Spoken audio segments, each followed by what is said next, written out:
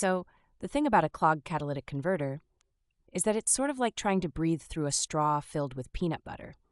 Your engine feels suffocated, which takes all of the fun out of even a simple drive to work. The most common sign people notice is a weird drop in power. You can stomp on the gas and the car might hesitate or even feel sluggish, like it's suddenly decided to run a marathon in flip-flops. This one gets everyone.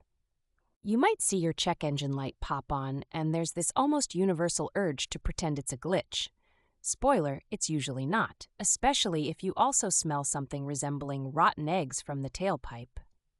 A big pain point is that the car can even stall out or refuse to accelerate on the highway. Statistically, over 70% of catalytic issues are ignored until something dramatic and wallet-draining happens. That's a life lesson the hard way. Pro tip: a simple temperature check goes a long way here. If you use an infrared thermometer, the outlet side of the converter should be noticeably hotter than the inlet. If it isn't, you've got yourself a problem, Scott style. I've met way too many people who try to ignore the problem, hoping the car just fixes itself. I mean, hey, there's optimism, and then there's denial as an art form. If you wait too long, repairs go from hundreds to thousands of dollars. Here's the order of attack if you suspect a clog. 1. Visually inspect for obvious dents or damage under the car. 2. Run a quick OBD2 scan. 3. Check exhaust flow by feeling at the tailpipe. Weak flow usually means a restriction. There's the old-school vacuum test, too.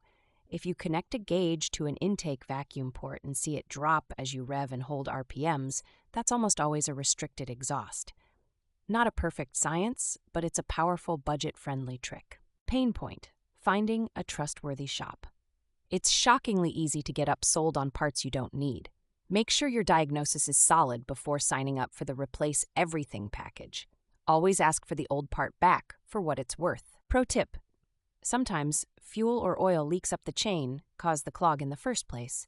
If that stuff isn't fixed, a new converter can bite the dust in months. No one wants to buy the same part twice.